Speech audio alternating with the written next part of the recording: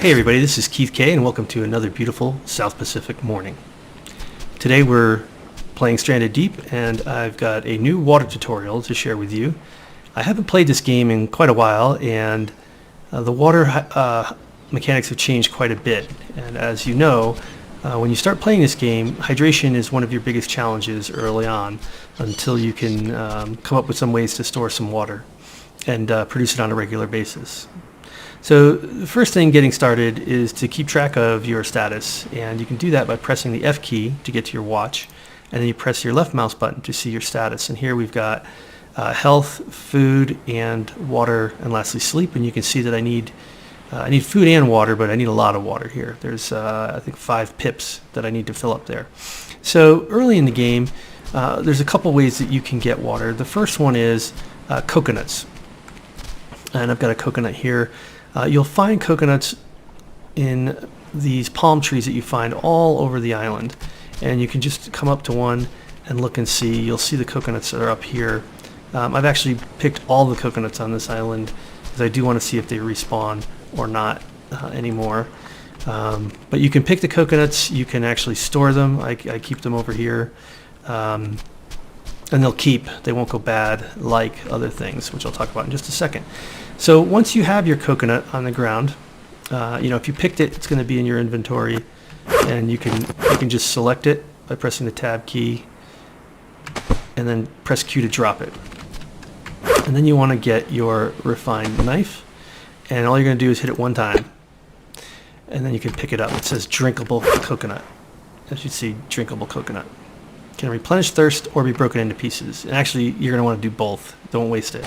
So first you select it. And let's just look at I'm down to 1 water pip. So we'll go ahead and drink that using the left mouse button. And now we can see I got 1 pip. Sorry, 2. I got 1 extra on top of the one I had, that's 2. So, and now it won't do anything. It's not good for nothing. You actually can drop it and split it and then eat it. I won't do that now, but you can select them and eat them. Reason being, we're going to go to our next way of getting water, which is the kiwawa fruit. And you'll find these trees on some islands with fruit on them.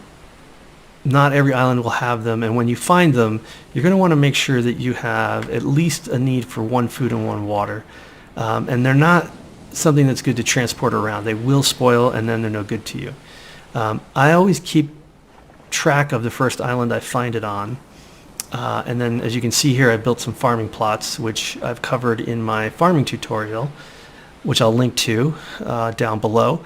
But I keep the first one and then I plant it so that I have a replenishable source of food. But when you find one of these, especially if you're really desperate for water and food, you can go ahead and pick it. And again, you can see I need 3 food and 5 water. So I go ahead and eat this with my left mouse button. And now you can see I've gotten 1 food and 1 water out of that. All well and good, but we need a replenishable source of water, and we need to be able to store water as well and carry it around. So even though the buckets are gone, the solar still is actually pretty easy to build, and all you need are a lashing, which you learned how to make in the tutorial if you did that, a tarp, which are very plentiful. You can find those all over the place on these islands, and then rocks, which you can also find scattered about.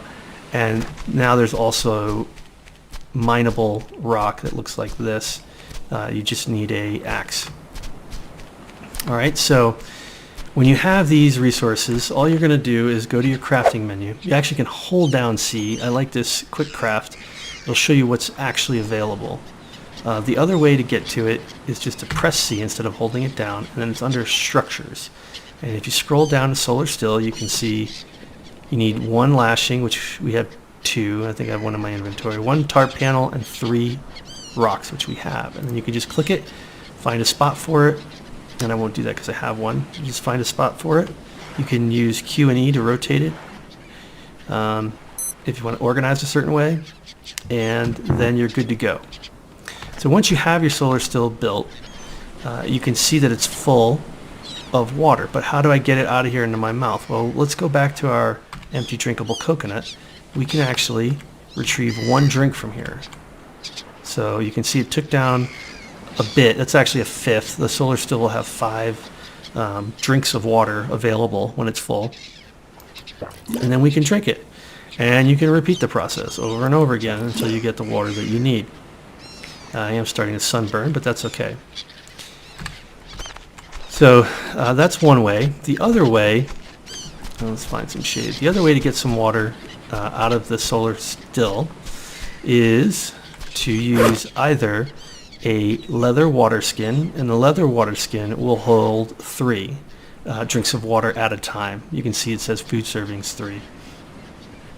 And the challenge with the leather water skin is simply that leather isn't actually abundant. It's renewable.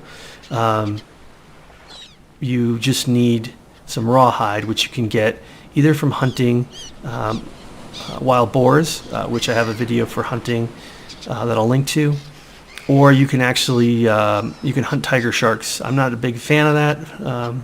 The other way you can get leather is you can make sure that you check all the shipwrecks that you come across, because that's how I found the leather that I needed to make the leather water skin. And if you scroll all the way down, so the water skin here requires 2 leather, 1 stick, and the tanning rack, which we have back here. Okay, and so then you just drink from it like you did from the coconut. So there's 1, and you can see my water went up a little bit, and let's just show you that now it says 2 food servings, actually 2 drinks, that I can go 2 and 3. Almost got my water where it needs to be, and we can see that it's empty. It's got 0 drinks left.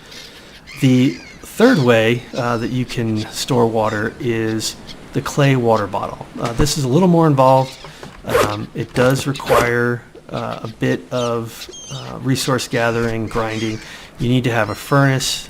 You don't need a brick station yet, but you need to build the furnace, and to build the furnace you need clay. Clay looks like these rocks here, but it's underwater. And here's a picture of one underwater that you can look for and mine with axes. But once you've got the clay, you then build your furnace. Under structures, you can see you need 2 lashings, 3 sticks, and you need 6 items of clay. So that can take a little while to gather, but once you've got it, you just go down here and you can see you need the furnace, 2 clay, and 1 lashing, and you can produce your clay water bottle. And while it is resource intense, and while it takes some time to get to the point where you can craft it, what the benefit is that you get 5 drinks of water. So you can actually carry this with you as you go from island to island and not have to run around picking coconuts. You can, certainly. And you know, this works the same way. Let's see, right now I need 2 drinks of water. So we'll go 1, 2. You can see I'm full here. And now it's 3 drinks of water left. And the other thing about the clay water bottle is it will take all 5 of these. This won't right now because I only had 2 drinks to top it off, but you can see how that works. And so that's pretty much it for the water tutorial. If anybody has questions or other ideas on how to gather water, please leave some comments. I love to read the feedback. I take it seriously. It's helped me do a better job at tutorial work. And if you want to see more of these, please like and subscribe. And we'll see you again soon. Have a good one.